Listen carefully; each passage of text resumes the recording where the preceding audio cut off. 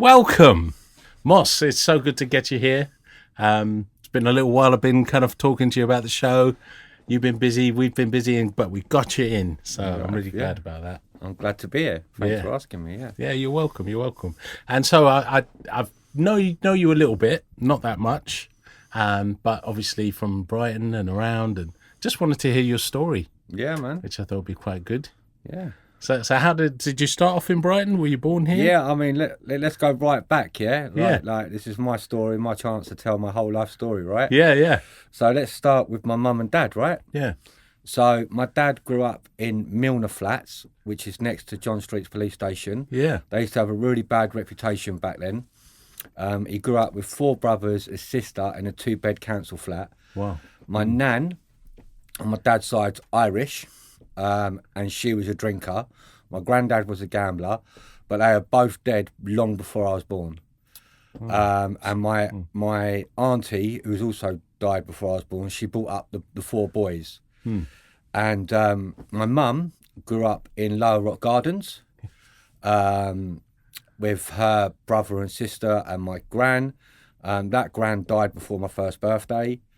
And my granddad, who was with his second wife for most of my mum's life, like most of her growing up, so proper Brightonian, you know what I mean? Through and through. Yeah, through and through. Yeah, my granddad was a war baby, came down from London. As far as I know, my grandma on my mum's side born in Brighton, and my granddad on my dad's side born in Brighton. Wow, I don't think I've met anyone that's as Brighton as you are. Yeah. I'm quite proud of that fact. You know, I'm Brightonian through and through. Lived here pretty much all my life.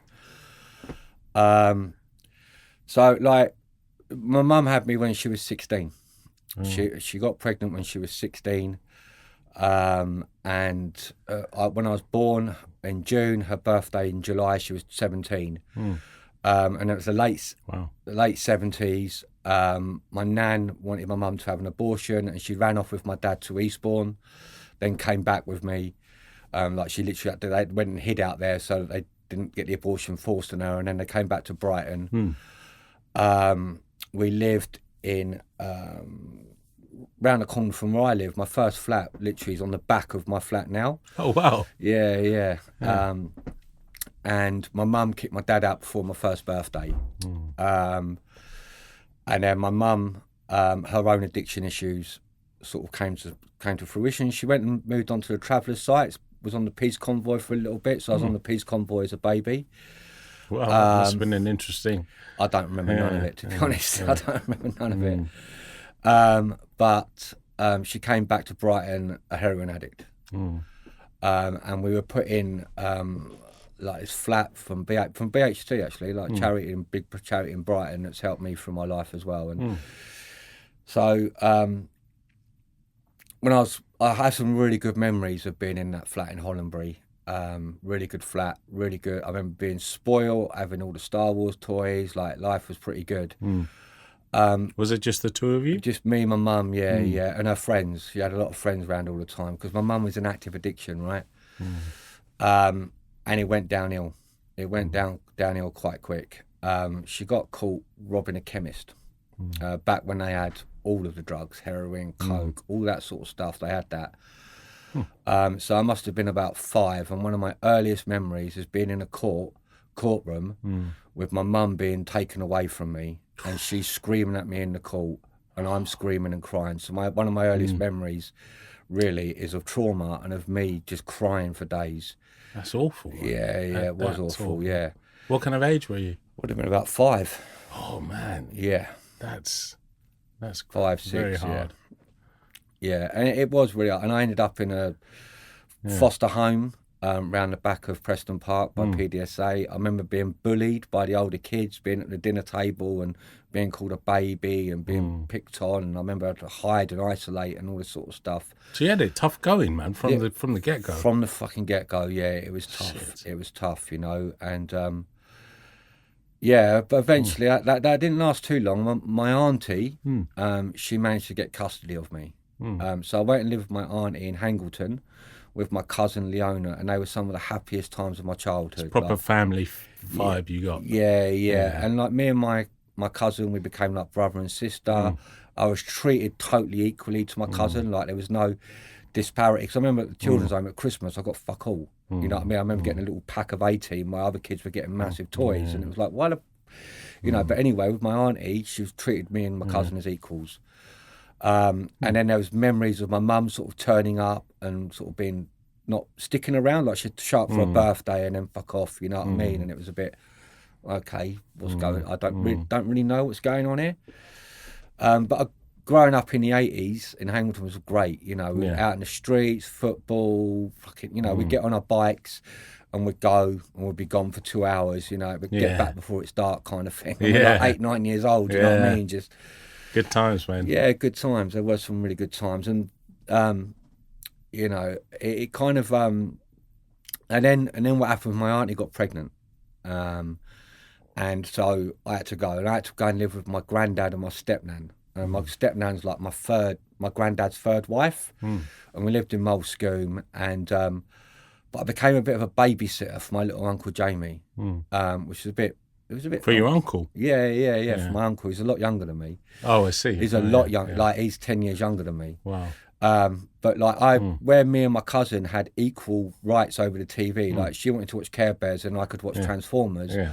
I was told to just watch Thomas the Tank Engine. Whatever Jamie wanted to watch, I had to watch. And you know, and I mean, one of the things I remember is like coming down Christmas Day. I remember coming down Christmas Day at my granddad's, going down the steps, like, you know, a 9, 10-year-old kid should be really happy, right? Yeah, enjoying themselves. Yeah, no, I got to the bottom of the steps and I froze. I sat down and I started crying.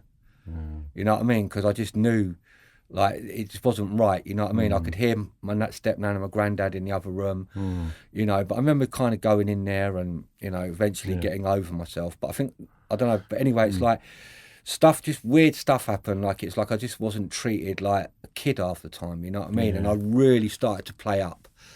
So I'm sort of 9, 10 years old. I'm stealing from shops. Yeah. I'm stealing money from my nan's purse. I'm, you know, smoking. I'm stealing from shops. You know, I remember being like 10 years old. Everyone was into football stickers, right? Yeah. I went into a shop and heaved the box. Oh my God. I just heaved the box. Do you think it was like attention seeking? Well, I just wanted to be popular at school. So when I go to junior school, it was like, I remember having this massive, I remember just filling up my sticker book instantly and having this massive pile of trades. And I was like, there's nothing you could trade for me. And just giving them out and being like, like, what do you need? That and that. Well, what are you going to give me? I don't need football stickers, you know. And it was like, I'm 10 years old, acting like Al Capone of the sticker world. Well, you were probably trying to fill the void of being wanted and being someone that people wanted to, you know. Actually want around because of your stickers. It's understandable with that kind of a start. Yeah. So then, what happened then? Well, so basically, finished junior school, went away on a summer holiday with my nan and my granddad, came back, and I got new. Bearing in mind, in this time period, like the last sort of, from like 5 to 10 when I finished in junior school, 5 to 11. There's times when I've gone and visited my mum in prison, in rehabs, like, or she's turned up at birthdays, like, and it was kind of like towards the end, I've really started to notice what a prison was, or what a rehab was. And one of the last times we visited her, she was like, "I'm going to get you back." Okay, what does this mean? She's like, so she was in what's called an Alpha House rehab back in the 80s. You know, they were real pure CBT kind of. Break you down, build you up. You know, they'd make drinkers out of alcoholics. You know what I mean? You know, anyway. So she's like, "I'm going to get you back." I'm like, "Fucking okay." So in that summer holiday after junior school, I moved down to Portsmouth with my mum. It turned out to be like a supported living place. Oh right. So she was monitored by the council, by social services, by the rehab team. I lived with her for 6 months, and like all of that negative behaviour I had. Like when I got to my mum, because she showed me so much unconditional love. Oh wow, that's like good. Just pure love. Like all that behaviour went. You know what I mean? Like the sort of thieving and the like smoking, all that stuff just dissipated. So you had what you needed, as any kid needs: love, affection. Yeah, exactly. Yeah. So it kind of, I mean, I remember I had the old Atari like. Equivalent of the Commodore 64, the tapes. Do you remember? Oh them? Yeah. Little tape. So I remember stealing a game from Woolworths, tape game. My mum just going, "You ain't got the money for this. Where's this come from?" And she put the fear into God into me. She was like, you fucking don't do that. This is not how you get things, because she, I mean, I had memories of being a kid helping my mum and stealing handbags in Churchill Square. You know what I mean? Like, she taught me to go and get a handbag when I was 4 or 5 years old, bring it to her so she could dip it. Yeah. If I got caught with a handbag, it's just a kid with a handbag, sorry. Yeah. You know what I mean? So part of my mum's remit was shoplifting and crime. So when she saw me doing that as a child, she was like, this is not what you do. You don't do that.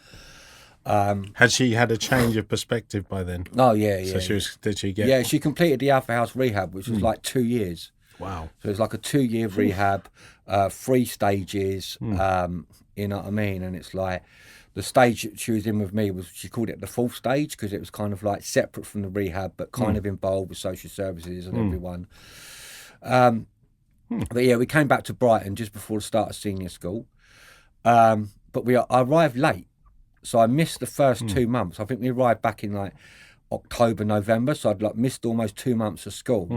And I turned up to stand decent. By that time, everyone's got their little groups, right? Yeah. And I'm like, and some of the kids were like, why are you late? Where have you been? And I came up with this fantastic, just off the tip of my tongue, I was going to Falmouth, but I stabbed a teacher with a pencil.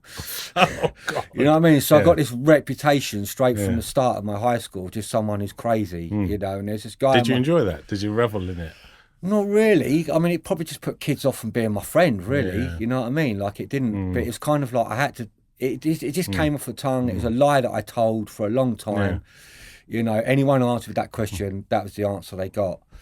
And it just kind of like, so in high school, first year, I kept having fights with this guy in my class, just constant, like once a week, twice a week, we're having fights, waiting to get in the tutor group. We register in the morning, So they moved me tutor group.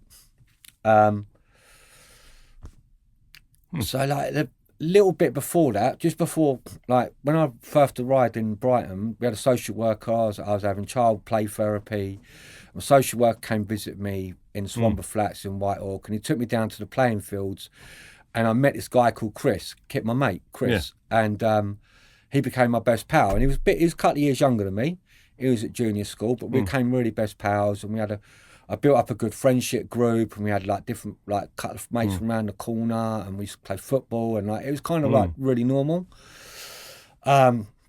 But high school, like I never really fit in. I never really fitted in, and I just kind of felt like an out. My whole life, I felt like an out. So you can imagine. Yeah. I think with that start, it's kind of understandable to always feel kind of on the periphery, or and as humans, our basic need is to be in a pack. It's safety, in a group, and I can imagine that wasn't a great start, which probably affected you quite a bit into your teens as well. Yeah. I mean, it kind of like the story continues. You know what I mean? Yeah. It's like, so I ended up moving tutor group, which was quite hard because like normally you stay in the same tutor group the whole time you're at high school. Yeah. And my best mate Chris and his older sister Heidi, she became my girlfriend. And we were starting doing stuff, as you do when you're 12, 13 years old. And then one day I'd gone down to their house and it was all boarded up. Oh. They're just gone. They're just gone. Like, my best mate and my girlfriend are just gone. And I was like, what's this about? Like, they're just gone. And it wasn't until years later that I found out that what happened was that their mum abandoned them. So their mum done a runner. So left the kids? Left all 4 of them. Flipping hell. So social services came involved, and that family got, my mate Chris and I, they all got split up, and they went and lived with dads and uncles and aunties. They all got split up. But at the time, it was like, this is really bad. Like, what happens now? But luckily, it was about the same time that I moved tutor groups. I made a new mate called Lee, and I became a cadet. What kind of cadet? Marine cadet. Oh, wow. Yeah. So we formed a new group of friends, and that was like the end, like towards the last sort of few years of high school. They were my core group of friends, and that's when the drinking started. Right, so I'm like 15, coming on 14, 15, 16, whenever it was, started drinking. And from the get-go, from the very first drink, I drank alcoholically. Was that, you found something that filled that void for you? It wasn't even about filling the void. No? I just experienced this unsatiable urge to get as fucked up as possible.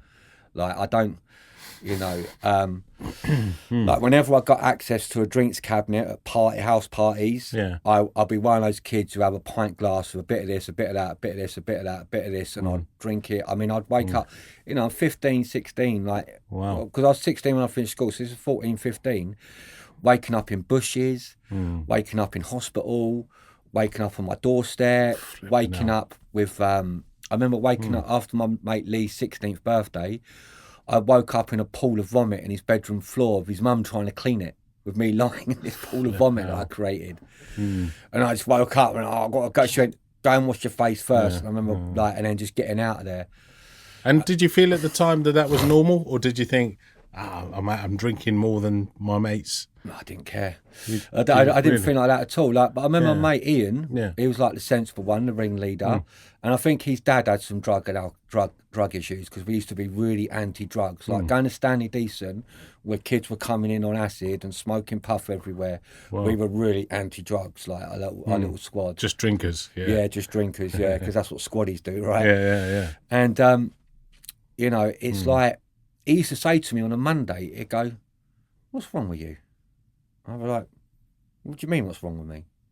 I was like, "Well, we're all playing spin the bottle with the girls, and you're in the drinks cabinet down in vodka like it's water." And I'm like, "No, Craig's doing it as well." No, Craig was just egging you on because he thinks it's hilarious. You know what I mean? And it was like, I remember having that conversation and just being like, no, that's what we're doing, isn't it? You know what I mean? Like, we're all shotgunning Diamond White except for Lee, and it was like, I didn't really think anything of it.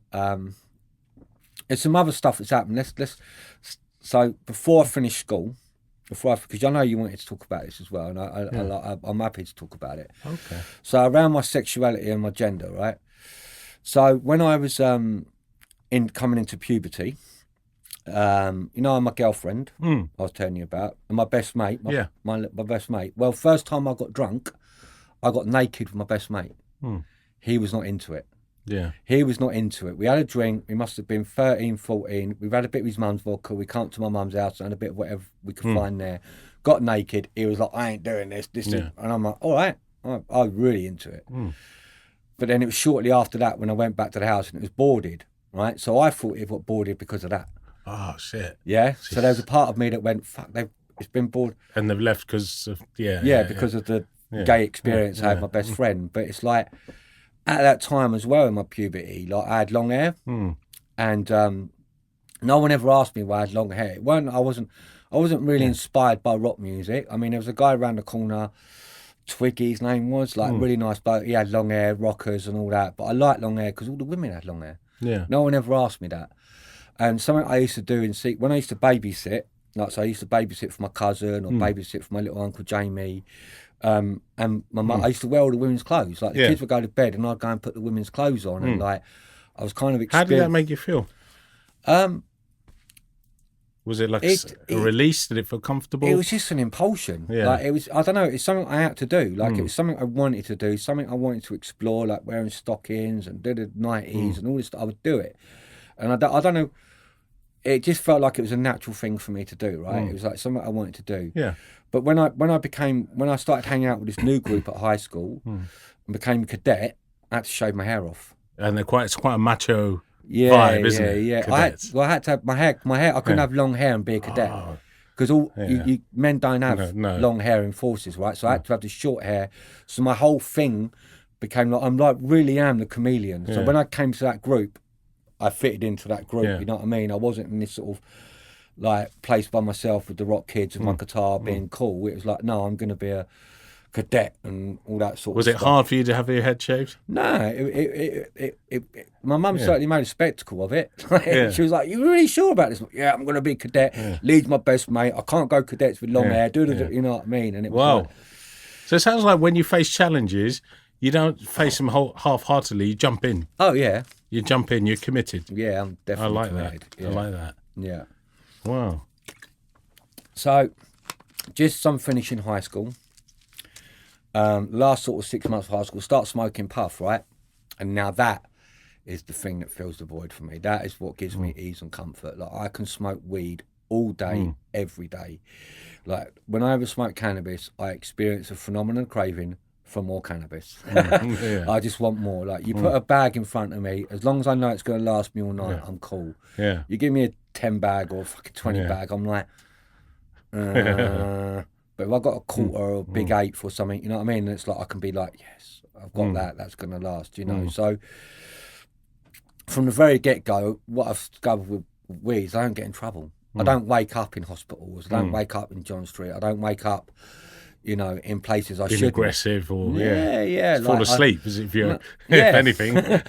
I get stoned and make giant sandwiches. Yeah, you know what I mean? Which is literally one of my funniest memories of my first smoking puff was with my half cousin Danny from my dad's side.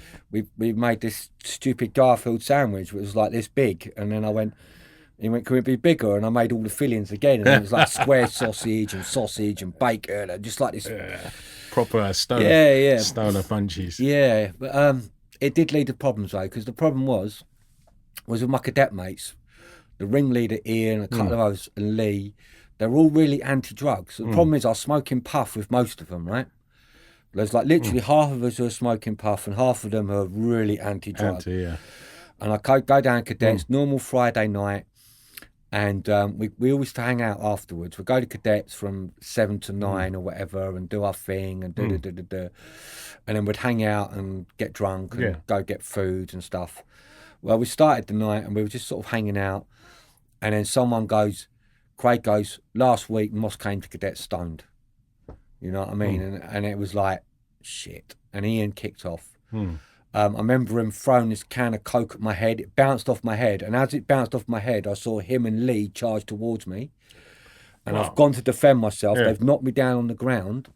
And then all of my high school friends started kicking the shit out of me. Really? Yeah. Just because... Even the ones I was smoking puff with. Fuckers. Even the ones I was smoking... Two-faced fuckers, man. Yeah, literally. 10 or 12 kids just booted me. Fuck. I couldn't get up. I think an adult came by... Scared them off, I got up and I ran. So literally as high school finished, I'd lost all of my high school friends. Fuck.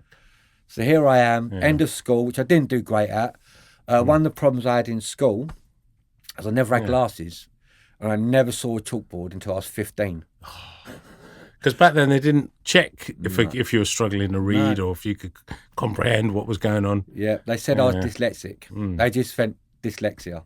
Because I didn't learn anything. When I left infant school, junior school, I didn't know the alphabet. In every junior school, in every infant school classroom, the alphabet's around the top of the wall, right? I never saw it.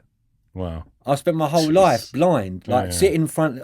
Back then, like, I sit in front of the TV, and everyone's like, "Oh, it's just a kid sitting in front of the TV." But if I sat back, I couldn't see it. You know, so it's like I left school with like literally no. Same as me. Yeah, no jack shit I left with. The only thing I did really love was music and drama. I did a music technology course and I passed with distinction. You know what I mean? Well, that's good. Yeah, a bit of keyboarding, a bit of learning about MIDI and all this sort of stuff, you know, and music production and all this sort of stuff. I really learned a lot, and I loved that class. I loved it. You know, it's like, you know, I used to sort of be late for classes because I wanted to go and speak to Mr. Hatton about other stuff, you know what I mean? And like, it'd be like, mate, there's a class, you're talking to me, I've got to take this class. I'm like, yeah, I know, man, but you know your thing, you know what I mean? It was like... Really into it. Yeah, but... So was Puff always your kind of main go-to? Oh, yeah. Yeah, that is your... Yeah. You think Puff and booze? Puff, not even the booze, man. The booze, like, the Puff is like, for me, is the one. And I'll get to that in my last relapse. I'll tell you, my last 6-month relapse. Yeah. So, left school. I got a Saturday job in a baker's. I finished a baker's, so it was like 6 till 2 or something silly like that. I remember finishing work one day and I went, fuck am I going to do? Like, I've got no friends, I've got no one, you know what I mean? Even my half-cousin, Danny, who was a cadet, he came round one day and he said, look, I can't come and see you because if the guys know that I'm coming to see you, I might get beaten up. Like, he was that scared. Jeez. So I lost all of my mates from that area and my half-cousin. So I get on my bike after work, my mountain bike, whatever, and I cycle out to Moulsecoomb. And I go to where I used to hang out as a teenager, and this is when I bump into Emma and Steve. Now, Steve's like one of my best pals. Like, I still talk to, I was literally on the phone a day for 40 minutes to Steve. You know what I mean? We've been friends for 30 odd years, you know, and so I hang out with him a lot, and he likes puff, because I turned up with some donuts and a bit of money, and they were like, "Oh, we're going to get some puff," and I'm like, "Sweet, get me some," No. you know, and that began like the summer of love, when it was just sort of me, him, and then I was turning 17. They wanted to hold a birthday party for me, and funny enough, we bump into one of my old junior school friends called Reese, and then so all of a sudden there's this little group. We come together with this group, right? And they're still at high school. We're smoking puff all day long, and we're playing D&D, and we're playing Warhammer, and we're playing board games and card games, and we're just hanging out, skateboarding, and it was kind of like really cool. But then we fast forward a little bit, so it's just after the younger guys, Sol, Reese and Luke, they'd finished high school, so they're 16 and a half. At this point, I'm 17 and a half, and 17, because I'll come to the 17 and a half bit in a minute. It's really important. And we're smoking puff all day, and we're like, we're going to go to a club tonight and do ecstasy. I was like, fuck, I'm up for this. I'm up for this, you know what I mean? And I remember... What kind of year was this? This would have been 1995, because I finished high school in 94, so my first pill was in 1995. And Wow. I remember it was a Thursday. Me and my mates, we went to this club called the Warehouse in Brighton. Yeah, I remember that. Yeah, Meeting House Lane. I've done a few gigs there. Yeah, man. So I went in the Warehouse. We dropped this pill, and I black out. Oh. My first pill made me black out. Don't know why. I don't remember much. What I do remember is coming round, and it can only be described as a bed and breakfast room, because there's 2 twin beds. My shoes are on the floor. I've still got my clothes on. I'm lying in the bed or on the bed, and I wake up. My mate, Sol, is in the bed next to me. And I'm like, well, where are we? He's like, I don't know. And he blacked out as well. Flipping hell. Like, he blacked out as well. And we're like, right, let's get out of here. We got our shoes on. We got our shoes on, got a coach jump, and we just got out of the house, or whatever it was. We didn't even stick around, and we just got out. And we're walking down the street. Bearing in mind, neither of us really remembered anything. We looked at each other and went, doing that again, right? And he went, yeah. And back out on Saturday night, we were doing it again. And then back in the mid-90s, the Brighton techno, free party, trance scene was fucking amazing. It was good, wasn't it? It was, mate. It was parties all week long. You know, clubs would start on Thursday. Free parties. Yeah. You'd go to a club on a Friday, and then go to a squat party, and then... You know, the Sunday would be you'd go down the West Pier, the drummers would be there. Yeah, remember that? Yeah, so good times. Like, we hit it hard. Like, me, Sol, Reese, like Steve and Emma, they're having a baby. Steve didn't really get involved in it that much as what me and Sol and Reese did. And Luke, we got heavily, like, and shit got real really quick. So 17 and a half. So I've only been raving for like a year. If that, a year to 9 months to a year, we've been partying 2 or 3 times a week. There used to be a night on a Tuesday called the Gloucester nightclub. Yeah, the Gloucester, on a Tuesday. So my weekend was either starting on a Tuesday or finishing on a Tuesday. You know what I mean? Like, was that Jackie B used to DJ there? Yeah, it was like a lady called Jackie. I can't remember, man. Yeah, she was brilliant. Yeah. Dressed like a stewardess. Yeah. But the music was like everything, like alternate rock, indie, Oasis, and it would build up, and then there'd be Prodigy and Chemical Brothers and Fatboy Slim. So my weekend was either ending or starting on a Tuesday. And mate Aaron was hanging about with us as well. He's a big drinker, he was. And so it's really hard, because I've told this story a few times to people, and I told Steve this the other day, and there's a few of my friends who might end up watching this, like Louise or Reese and Luke, who might not know this story, right? But when I was 17 and a half, my mate Sol, he got hold of a sheet of acid, a whole sheet. Yeah. And I was going around, and we were caning it. Yeah. We were absolutely caning this acid. And I'd go home, I'd come back, and he'd still be caning it, and I'd cane some more. And what were they? I can't remember, man. It's just, I can't remember. And we made a suicide pact. Shit. Yeah, so I'm 17 and a half, so he's like he's 16 and 3/4. We made a suicide pact. We went up to the golf pitch and putt by the marina. Yeah. Yeah, where the cliffs are. We go into this cafe there, and I come round, like almost come out of a blackout, and I'm thinking, we ain't doing this. This is not the right thing to do. I'm not jumping off the cliff. You've got to go home. I'll get him home. This is why you're tripping, you decided? Yeah. Fuck. 2 weeks later, he goes up there and he jumps off the cliffs. Oh, shit. Yeah, so I'm 17 and a half, and my best mate has killed himself. I say best mate because he was my partner in crime, you know what I mean? He was doing as much drugs as I was, you know what I mean? 2 or 3 times a week. You know, we'd come up, come down, recover, go back up, you know what I mean? Like, it was like... I'm so sorry to hear that, man. It was fucking horrendous. Like, his funeral was so bad. Like, it was really tough. Like, mum was in pieces, his little sister was in pieces, and we're all kids. Like, and just teenagers, man. Just teenagers, mate. Nick Cave's son fell off the cliff up there. Yeah. On acid. It's quite well known. I can't imagine the pain that must be as a parent, you know, for your kid. Yeah. So how did you cope with that? Went out and took more drugs. Yeah. And the story, so 6 months later, fast forward to my 18th birthday. Now, the week before my 18th birthday was the Brighton Essential Festival. Remember that? I remember the Essential. Yeah. So headlining was The Prodigy. Yeah. And it would have been the second time I've seen The Prodigy live. Well, in the day, when I got there, lost my friends. I'd lost my friends, and I was like, where is everyone? You know what I mean? Like, and I bump into my pill dealer. And he says, look, I'm going to be walking around. Why don't you walk around looking for your friends, help me sell drugs? I'm like, all right.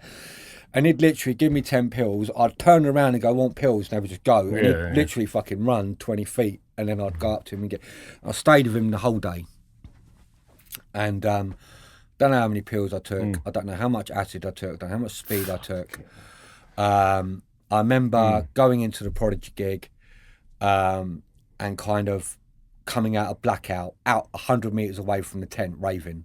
Jesus. You know, I remember going to this warehouse party in Bevendine near Mulscombe, coming out in the morning, lying down on the floor and just seeing the sky full of dragons and just crazy shit, like real proper, like tripping like I've never tripped before. Like, it was like, and that went on for a week. Yeah. Because I'd had a big pile of money, I had a big pocket of drugs, like I just went hard, like never hard, like. And the day before my 18th birthday, Shore and Rave on Saturday night. Was that? Yeah, that was down by the beach. Yeah, the cafe. Yeah, the cafe. I went to a few of them. Yeah, man, I've probably seen you there, man. You probably would have seen me at the Central Festival because I hosted that. Wow. I was used to MC for that show, for that promotions. But yeah. But well, maybe you wouldn't have done if you were in there. I didn't see nothing, man. No. It was a very good show, The Prodigy. Yeah. But yeah, so it was very good. So you're really into the lifestyle. Yeah. Proper raver. Became a DJ. I was DJing techno, putting on nights. Wow. At the time, though, I just saw it as an excuse to go out and do more drugs. Oh, because I'm techno in a weird night on a Wednesday. Okay, I better get some more drugs in there. Good excuse for it. Yeah. So the day before my 18th birthday, the whole week leading up to my 18th birthday, I hadn't stopped. Like, I'd literally wake up, do Mandy, do pills, do speed, whatever I had. And then my mum came and collects me from Shore and Party, the Shore and Rave, at 7 o'clock in the morning. God, yeah.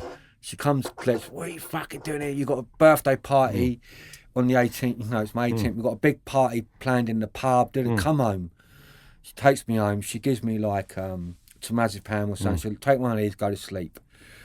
Well, she tries to wake me up a few hours later because I'm meant to be going to my 18th birthday party, right? Well, I couldn't move and I couldn't breathe. Shit. And I had what's called chemically induced pneumonia. Pneumonia? Pneumonia, yeah. Pneumonia? Pneumonia. Oh, pneumonia. Okay. Yeah, chemically induced pneumonia. Is that like a paralysis of some sort? It was fucked, man. Yeah, like I couldn't move, I couldn't breathe. Bearing in mind, I lived on my own at that point as well. I had my own place. If I'd have gone back to my own place and that happened, I would have been dead. Because I was with my mum, ambulance, blues and twos, up to the hospital. And on your 18th? On my 18th, I nearly died from taking too many drugs. Jesus. Yeah.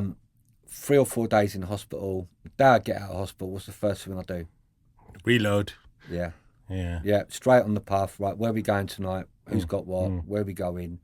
I'm having a good time. Jeez. Yeah. I remember being on medication and going, I wonder what effects these will have on the drugs I'm taking tonight. Flipping out. 6 months later, so I'm 18 and a half. it's getting really fucking bad at this point. Like the psychosis I'm getting, because I'm going up for 2 or 3 days and then coming down hard. Psychosis, I imagine, is kicking in, even just from the lack of sleep, never mind the drugs. Yeah, exactly. Yeah. I tried to take my own life. I tried to take my own life. I ate 4 packs of paracetamol, a month's worth of Prozac. The only thing that saved me, I had a last meal. Big fish and chip shop supper, all the trimmings. Yeah. And then I'm like, throw it up. Yeah. And the next day, because of all the Prozac, I'm fucking high as fuck. And I'm out. Boom, I'm out again, doing more drinking drugs. Jeez. So my teens are character, and like for me, it was like, try to convince myself I was having a good time. But the reality was it's never really good. You get to a point where, It was just chaos. Yeah. Trauma and chaos. And drama. Yeah. Yeah. Especially when you're losing pals as well. That must be. So what happened when you tried to put the brake? Did you reach a point where you thought, you know what? I'm done. Yeah. And then you find you can't stop. Yeah, that was the trouble, man. Like what I found was that so there are periods of my life when Puff would just hold me. When I'm in my late teens, there were periods of my life when Puff would just hold me. Or I convince myself I'm just puffing and drinking, but whenever I drink, I'm Jekyll and Hyde. So obviously I drink to excess. Like I can't just go and have 2 or 3 pints. Like the pints come on, then it's the tequila, tequila slammers, all that stuff. And I either go 1 or 2 ways of it. I either become the life and soul of the party, or I want to fight everyone. You don't strike me as a violent guy, because I've not seen you in that way. Yeah, I'm not violent. I've got a temper though. I have got a temper. Is that the Irish in you, do you think? Probably, yeah. Yeah. But yeah, so there were times when I tried to put the brakes on, but eventually I go back to doing more drugs, and like the weird thing is as well, like so sort of bringing my whole sort of me into like sexual and gender orientation into all of that. I go for my whole teens not realising what's going on, right? Like most people my age are really attracted to people, to women or men or males, but I get to my late teens and I realise that I'm bisexual. And the fucking penny drops. It's like, shit, I've been going around fancying everyone. Not understanding why. Yeah. Like, thinking, why'd you have to choose? Yeah.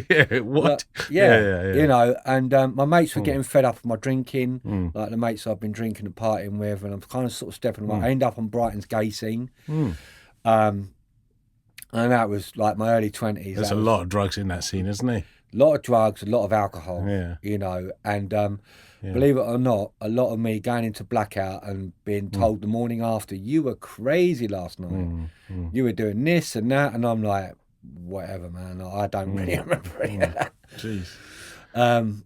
Yeah, and then kind of like, so I really started to discover my sexuality and my gender in my early 20s. And whenever I put the brakes on, so when I was like my late teens, I put the brakes on, like work-wise, I kind of like did a bit of fast food, started doing pot wash, and then by the time I get to my late teens, early 20s, I've blagged a job as a chef, and I'm working my way up as a chef, right? Nice. And the thing about chefing, the hours are really shit, but the good thing is you always get fed. Yeah. It's like I never had to feed myself, you know what I mean? Because you go to a kitchen, it's just, and even if the rules are you can have a meal, it's like, I'm just having whatever I want, mate. Yeah, on the show, I've got to taste it, man. Yeah. So, in as I go through my 20s, like my chefing jobs get better and better and better. My prospects are getting better.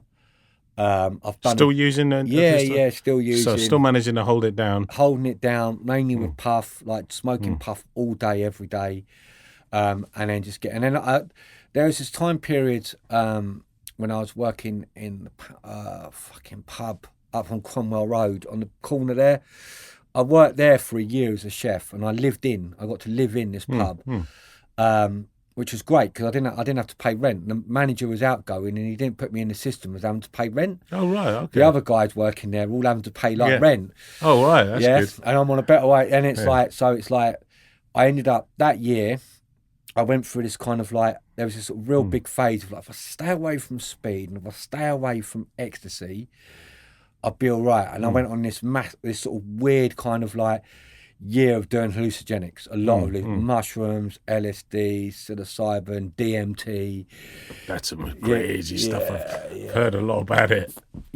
I'll tell you about it if you want.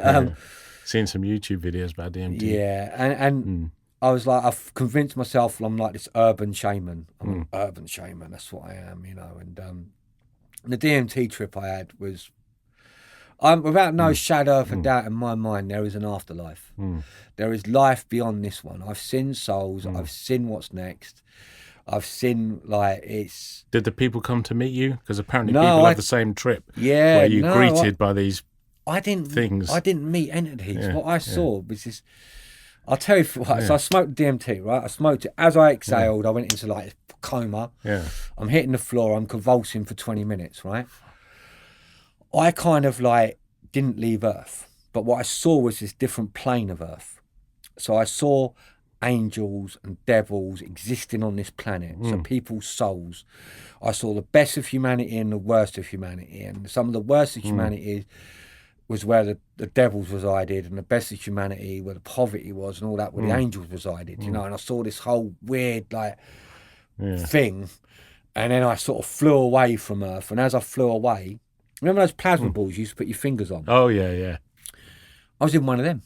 Wow. It was like I was in one of them, and I tried to break through this bubble, and as I was sort of looking around, I could see this big ball of energy down there, and all these lightning bolts coming off, and I tried to break through this barrier, and this voice goes, "It's not your turn, go back." Wow.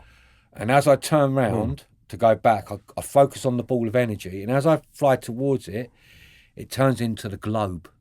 Jeez. And then I see Europe. Then I see Brighton, then I see Bedford Place, then I see my mate's flat, then I see me lying on the floor, and then I wake up. So you're like going... Like a spike straight hammer. back, yeah. Wow. And, without a shadow of a doubt, there's something after this, man. So you were doing your chefing, you were still managing to hold a job down, you probably had some money in your pocket because you weren't paying rent. Nah. No, you're spending it all on getting wasted. I was doing an ounce of skunk a day then. A week, sorry, not a day. That's later on. So, yeah, I mean, there's no doubt that, you know, you are the genuine article of, if you don't mind me saying, an addicted person who's suffered with addiction, right? Would you say that's fair? Yeah.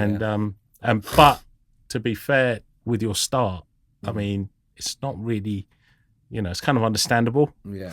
But I mean, how do you get yourself into? I mean, the guy I see sitting in front of me is cool, calm, and collected. Obviously, clear-headed. Yeah. That sounds like a million miles away from the guy you're talking about smoking weed and that. I mean, how did you make that change for yourself? If there's someone watching here who's sitting in that despair, sitting there smoking that weed, thinking, "How the fuck, you know, I might as well kill myself." What inspirational stuff can you tell them? Yeah, so the inspirational stuff comes when you have a moment of clarity. The moment you realise you're fucked and you need to do something is the moment you can change your life. Do you have to hit that point? You have to hit that point. Because some people think, I'm all right, I can manage it. And that can go on for years. Yeah, but for me, it was like I had that. The sad thing is, my moment of clarity came when I was smoking crack with my dad and my uncle. And I went, I'm 27, I've got to do something. Yeah. And I first landed in rehab. And I did everything I was told. I did everything. I went above, beyond. I did all the steps. I did all that stuff. Did you get it straight away? Yeah. I got 2.5 years, and then I relapsed. But I think the person, if you want to change, and if you're willing to change, you just got to put the effort in. You know what I mean? Like you said, you know, there's someone there, you know, because when someone has that, oh, I'm fucked. Oh, I can't keep doing this. That is their moment of clarity. That's their moment to strike. That's where they come up for air. Yeah. That's their moment. They just go and ask for help. And can I ask? So when you got sober, is that when there was a time when you decided to live an alternative lifestyle? You know, as a woman, and was that because you were clear-headed and the real you was coming out, or was? Can I? Sorry if I'm being sensitive. No, I'm curious. So, 2005 is when I first got into rehab. Yes, so it's 11 years of drinking and using. Yeah. Like when I was on the gay scene, Paula, my persona of Paula, that's right. Yeah, stuff like that. But when I landed in rehab, I went via my mum's house, and when I went from my mum's house to rehab, I left Paula. Oh right. Like all of my women's clothes, because confused me because I saw you in town as I hope. Yeah, but that was not that long ago. I've been in recovery 19 years. Wow. I came into recovery 2005, which is 19 years ago. Geez. So when I first come in, I shelved the whole Paula persona. Yeah. Shelved it. Right, I didn't shelve. I shelved my gender identity, but I didn't shelve my sexuality of being bisexual. Right. Yeah. And then by the time I left rehab and all that, I thought I'd done the steps. Like I'd done the steps, and I completed rehab and all that stuff. I completed the move on house, and for me, when I finally got my own place, my own accommodation, there was a bit of me that went, I don't need that. Yeah. Because that takes courage to, to be your true self. And if you're feeling that way at that time, I've got a lot of respect for that. Yeah. Yeah. And then... So in my second recovery, which happened because after my first recovery, I had this, what I call my cannabis years. So for 2 years, for literally 18 months of it, I'm smoking a quarter of skunk every day. I'm buying an ounce, sell 3/4 of it. Anyone I heard relapse from the fellowship, do you want some weed? Like it was really it was a bit, but like people were getting good deals off me, and I had this cannabis recovery. And when I came back, cannabis recovery, I've never heard of that. The cannabis recovery, That's something you invented. Well, no, it's just 2 years of my life. Yeah, I remember I remember being really stoned and wanting to go and smoke crack, and being so stoned I'm not getting off my sofa. You know what I mean? Because like I said, for me, when I smoke weed, all I experience is the craving for more weed. Yeah. Like, because I just fucking ham it. That's your thing. So it wasn't really, because like, and then when my second recovery happened, I kind of like came back to the meetings. I felt a bit less than, because I came back, and I'm only coming back this time. First time was crack addiction and all the drugs. Oh yeah, I'm a crackhead. I'm just a weed head. But I came back. Well, did you feel like you didn't qualify? Yeah. Really? I mean, the strange thing is, the only place where an intravenous heroin and crack user can think they're better than everyone else is in a 12-step meeting. Yeah. You know what I mean? Because they're like, yes, I'm the real addict. Like, there used to be a lot of that going around. People aren't like that now. That I'm an addict because I know that I'm powerless, man. Like, when I have one, I experience a phenomenon. I light up. I want more. If there's a bag of weed in front of me, I'm smoking it till it's all gone, and I'm getting another one before it runs out. Yeah. When I drink, I fucking drink to excess. I have never ever gone to the pub in my life and gone, just gonna have a pint. Never. What is the point in that? Like, I'm going to the pub to get lit up. Yeah. And so a lot of time what happens when I get on the pint is I want a bit of sniff, or I want some pills. Normally, like, I was such a cheapskate back in the day. When me and my mates were discovering coke, I'd be like, I'll be like, mate, we did coke last weekend and we spent fucking hundreds of pounds. It's like, well, if I buy 10 ecstasy tablets for 50 quid, I'm going to be lit up for 24 hours. Yeah. And you're going to be lit up for an hour on that. And that was my remit, you know what I mean? And that's why some of my mates were like, when they were going down the coke route, they were like, bye, you know what I mean? But it's like, so that second recovery, I feel a bit less than, but I did what I needed to do, you know what I mean? I really rebuilt my life that time, I got, I did an internship with big local charity BHT. I'm a qualified healthcare professional. I got a level 3 diploma in adult health and social care, specialising in dual diagnosis care. Wow. And like, my life was going on a really good trajectory. It was going really well. I got sort of 5-6 years. I stepped away from the fellowship.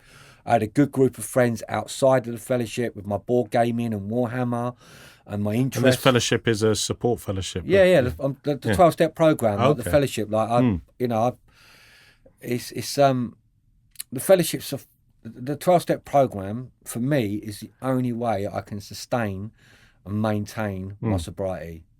Like going to 12-step meetings, having a sponsor, doing the steps, doing service, getting involved, having sponsees, all that stuff. Like, but when I stopped doing that, and my experience has shown me, I relapse. Yeah.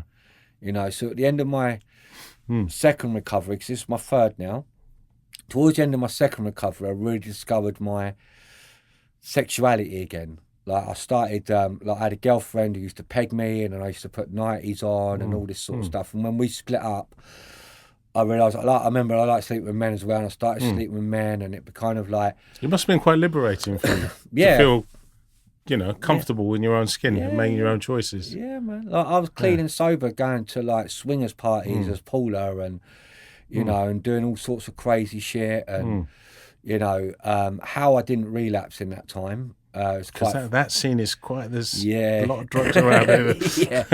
Chemsex and all that. Yeah, but I avoided that. Like, luckily I avoided that, because it's like, if I'd have been involved in the whole chemsex thing, that would have been my vibe, man. Yeah. You know what those guys are up to? They're smoking crystal meth and fucking for 3 days straight. Yeah. Like how I've avoided that, thank God, touch wood, that I never get into, because that's, when you're like me, and like, really honestly, like, if someone would say, what's your favourite sexual position? I'd be like, yeah, I want to eat pussy with a cock in my ass, you know what I mean? Wow. And it's happened a few times, you know? Hey. Like, Wow. that's my sexuality in a Good nutshell. for you, mate. Yeah. Good for you. And, and some people like chocolate, some people like vanilla, some people like a bit of both. Who are we to judge, right? We're all adults. But no, I really respect that you shared that with us, and also your journey. So where do you think, what's the future hold for you now? The future. I mean, at the present, I work at a local charity called the Kennedy Street Addiction Services. Kennedy Street. You had Claire on. Yeah, Claire's brilliant. Claire's my one of my line managers. And I've been there for about 1.5 years. I started volunteering there because after my last relapse, I had severe mental health problems. I've now got diagnosed with loads of mental health. I've literally the last 5 years I've had 5 different mental health diagnoses. Shit.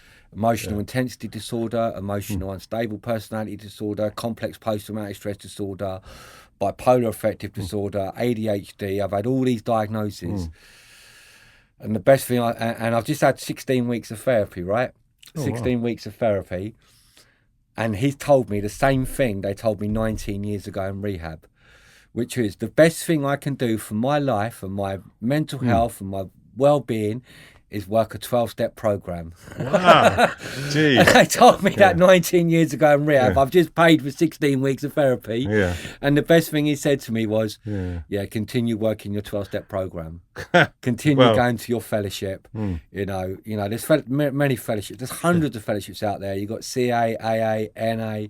I do one where we work out the big book for drug addicts, and it's like, it works for me. Yeah. What works so for there's me, help available for people. There's like in this town, there are over 100 12-step fellowship meetings.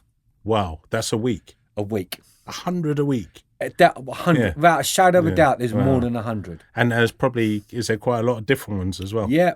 Alcoholics Anonymous, Cocaine Anonymous, Narcotics Anonymous, Marijuana Anonymous, Codependence Anonymous, Sex and Love Addicts Anonymous, Food Anonymous, Al-Anon, Co-Anon, like An-Anon, like they're just so many, like just not just for the addict, for the partners and the wives of addicts as well. For those who have got children who are addicts. I put a post on Facebook now and again. It's like, if you've got a problem with nicotine, you can go to Nicotine Anonymous. You've got a problem with gambling, you go to Gambling Anonymous. Wow. You know what I mean? Like, so it's literally, there is over 100 12-step fellowship meetings in this town. That's amazing.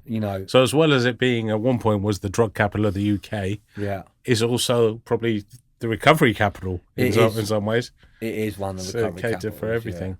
Yeah, that's amazing. Yeah. So, did you ask me what the future holds for me? So, like I said, like before, when I got myself qualified as a healthcare professional specialising in dual diagnosis, I've been doing recovery coaching. I was Googling today, jobs in Thailand in rehabs. Oh, wow. Yeah. Huh. Yeah. I bet there's quite a few. Quite a few. Yeah. I've got a friend who's 20 years plus. He's like 25 years clean. He's in Thailand. I gave him my details to pass on. My manager, Claire, posted in a WhatsApp staff chat. Yeah. There was a job in a rehab in Thailand, but it was women's only rehab, but they wanted women staff. My head went, that was men, I think I'll go for it. Because I've tried a couple of things this year. I've been trying a few different things. I tried to start up my own business. Didn't really work. Trying to sort of turn my hobby into like my hobbies of like board gaming into a business, that's not really working. But this, like going to Thailand, living, working out there, That'd be interesting, and a different. It should be a huge change for you, considering you never really lived away from Brighton. Yeah, That would be wow. That would be a complete spinner. it would be. Wouldn't But it? there's a few people from Brighton, like you say, that have gone there and established recovery houses. Yeah. There's isn't there? someone called Ian. Ian, Everyone knows. yeah. Yeah, he's out there. He's got a couple of rehabs. He's apparently got a rehab in Dubai now. Wow. Yeah, I wouldn't go to the only problem with Dubai is I wouldn't go to a country where they treat women as less than. Yeah. You know what I Yeah, mean? Where yeah. women can't drive and women can't be alone. They can't leave the house on their own. They have to be. Nah, man. It's backwards, isn't it? It's proper back. caveman living. Yeah, but Thailand, Mm. I'm all for it, man. Like, and that's what the future holds for me. You know, I'm Brilliant, doing some man. stuff. I'm excited. Yeah. It just feels like future's really bright for you, man.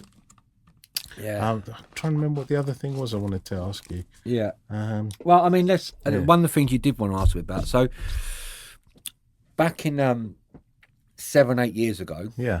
when I was pushing the boundaries of a non-gender conformist, right? So as Paul, I was still Paul, and I'd wear women's clothes, like full on makeup. Like I'd feminise myself to the max, right?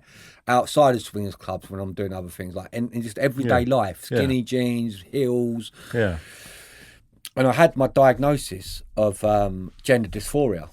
Oh, right. And some of the stuff I spoke about in my thing was the stuff I spoke about at early puberty. Yeah. Having long hair, wearing women's clothing, being bisexual, like being like this kind of like when I discovered the gay scene, I would go out and people would be like, "Oh, is Paula? Are you dragging up tonight? Is Paula coming out?" And no, I'm not dragging up. I'm cross-dressing. Yeah, yeah. So I was trying to experience, you know. So when I had this experience of like sitting down with a psychiatrist and telling them about Paula, I got signed off as being able to transition. Oh, right. Okay. And I started taking hormones. Yeah. Wow. I started taking. It's a big step. Yeah, I started taking hormones. I started having the women's anti-testosterone injections. All this sort of stuff was happening. Was your body starting to change? Yeah. It was. Yeah. I've still got tiny. Yeah, I was going to boobs say. now. I seem to remember for a while. Yeah, but because I've got a bit of a podge, everyone just thinks they're moobs, but they're not. But it's like, what happened was, as I carried on down that path, I found it wasn't for me, because what happened was my brain was really not enjoying it.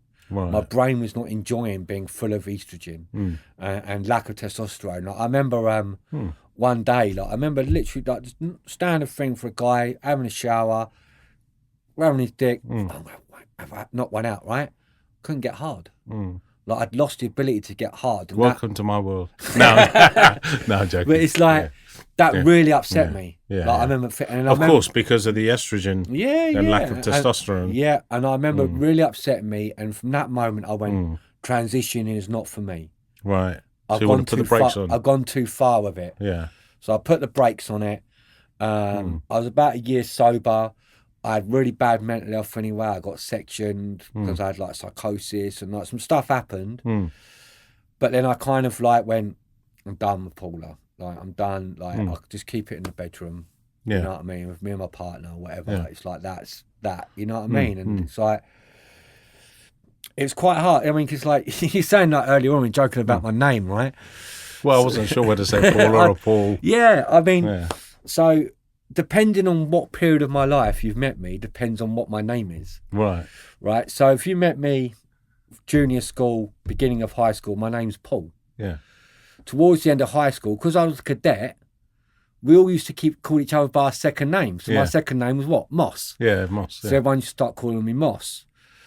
And then it's like, so I responded to Paul and Moss for a long time. There's a time in my life when if I was, if you go to Wooden Dean and you hang out with some of the guys in Wooden Dean, if you go, do you know who Paul or Moss is? They go, who? If you say, do you know a guy called Raghead?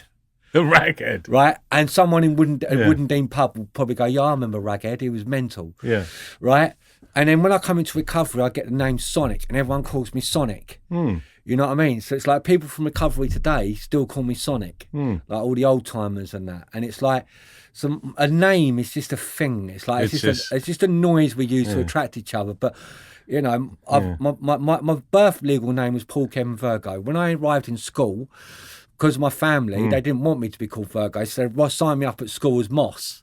Oh, right. So I had a birth certificate and bank account that said Virgo, and I had a national insurance card that said Moss. Right. Jeez. And then coming to recovery, everyone starts calling me Sonic. Then I changed my name. When I first changed my name legally, my legal name was Paula Sparkles Unicorn Moss. Oh, Sparkles, that's where it comes from. So that was my name for a little bit. And now my legal name is Paul Skywalker Moss. That is my legal name, man. I like that. That's going to be on my passport and my driving license. I love it. And why did you choose Skywalker? Why the fuck not? Because I had to have a middle name, right? You have to have a middle name. You can't be a name. Yeah. So I just went with Skywalker. I am the first Jedi. The original. I am the original Jedi. I love that. And what an interesting journey. And may I ask how old you are? 46. So you still got loads ahead of you. Yeah. And loads of adventures. Yeah. And hopefully lots of sobriety. Yeah. And hopefully there'll be a whole Thailand chapter as well. Yeah. I still can't remember what I wanted to ask you. Yeah. Well, what do you do working with Claire then at the I'm cafe? a recovery coach. Okay. Oh, Yeah. wow. So I facilitate the recovery hub drop-in. That's the one by the level. Yeah, by the level. Yeah. The coffee hut. Yeah, and one of the things I love working now about is that people come in and we say to them, like, no matter how great you think I am as a recovery coach, seeing me once a week and coming to a drop-in at the hub once a week for a cup of tea and a bit of lunch, that's not going to keep you clean and sober. Yeah. What's going to keep you clean and sober is going to 12-step meetings, going to AA, NA, CA, MA, whatever it is, going to other 12-step fellowships, getting a sponsor, doing the steps, doing some service, getting involved. Come and hang out here during the day when you've got nothing to do. Go to the meetings in the evening to keep yourself busy. You know, and that's the message we portray down there, you know, and it's like, that's why I work there. I wouldn't work there if it was like, oh yeah, we can fix you at the hub. No, we can't. Like, you need an army of people to fix you, man. Yeah. That's just a safe space, isn't it? Yeah, it's just a safe space. And so if someone was in a bad way and came in there drunk or high and just wanted to sit down and have a nice chat, you don't shoo people away because they're... Do you? If they came in and it's really apparent that they're drunk and they're bouncing, I'll give you an example. Like if they've had a drink or a drug and they come in, they can sit down, have a cup of tea, hold a conversation, and as long as they're willing to go, do you know what, I need recovery, like, then we're going to help them. Yeah. You know, I had a sponsee come in a few months back and he'd been drinking and he came in and he literally bounced off the wall. He could hardly stand up. And we're like, mate, you can't come in here today. Yeah. You know. But well, of course, there's safety aspects. But it's like, people, you know, and we play it by ear, you know what I mean? It's like, if someone comes in. Don't turn people away. I mean, the thing about alcoholism, right? You can't stop drinking when you're drinking. You can't suddenly stop because you get seizures. Yeah, you can die. Isn't it? You can die. You have to detox yourself, you know what I mean? And it's like, so we can't turn someone on, you know what I mean? It's like... No, I love what Claire's doing. It's so from the heart. And, you know, when Cascade closed down, because I used to like to go for a coffee there and do meditation upstairs. Well, they've moved. Oh, have they? They're at the Brighton. Oh, right. I didn't realise. Yeah, Cascade is now on the Brighton on the third floor. I didn't realise. The thing I love about Cascade is they've got like this creative output for people. So, I mean, anyone like who comes to the hub, we signpost people. We're referrers, we're connectors. Oh, I really love doing poetry. Yeah. Mate, you want to go to Cascade? Wow. They do a really good creative writing group. Flipping egg. You know, like we're connectors, signposting, referrals. Like with a recovery coach, the biggest skill I've got, the biggest thing, the most common thing I use, not skill, the most common thing is a weekly timetable. Right, what are you doing on this day, this day, that day? This is what you do for people. Yeah. Because probably having that kind of discipline and a schedule helps. If you've got an addictive personality, if you think, well, I've got to be here, then I've got to go and see Moss, and then I'm doing this and doing that, then, you know, I think, you know, well, they say idle hands do the devil's work, right? Yeah. So if you're an addict and you're sat on the couch, you're at the mercy of your addicted person's head, I guess. Yeah. But you just got to reach out, ask for help. There's, helplines. Yeah. There's helplines like all the fellowships, Alcoholics Anonymous, Cocaine Anonymous, Narcotics Anonymous, Marijuana Anonymous. The list is endless. What if someone's confused? They don't know where to go. Is there anywhere that takes everyone? Yeah, I don't think like all the fellowships are like really inclusive. Like I don't think you're gonna get, because remember this is your first call. Like if you've only got an AA meeting in your town, Yeah. just fucking go. Yeah. You know what I mean? Because then you're going to get introduced to the world of recovery. There's other stuff out there like smart recovery and CBT and all that stuff. But we had a guy who was volunteering at the hub who's involved in smart recovery, which stands for self-management and recovery training. Okay. Right? It's a very cognitive way of thinking. But when he relapsed, there was no support. All his support came from the fellowships, came from CA, NA, AA, you know what I mean? And the hub. We rallied round him. You know what I mean? And it's like, if you want long-term, sustainable recovery, there's nothing better you can do for yourself than work a 12-step program. Wow. Nothing better. So any final words for someone out there suffering, Moss, who's been through the mill like yourself and now got a new life? I guess the message is reach out for support. It is, I've already said it. Yeah, you have. Like if you're in that place when you're going, I can't keep doing this, can't carry on like this, that's your moment of clarity. That's your moment to go, well, what do I do about it? You just ask for help. Ask your doctor. Ask a family friend. Ask Google. You can get your phone up now and you can go, Google, I've got a problem with crack. Yeah. And I guarantee you the CA helpline will probably pop up. That or a porn site. Yeah. Yeah. But no, it's been absolutely brilliant having you on the show, mate. Over too soon, but brilliant. Can I come around there and give you a hug? Yeah, of course, man. End the show on a high note. So knock everything over. Yeah. Cheers, man. Nice one, man. Much appreciated. Thanks, and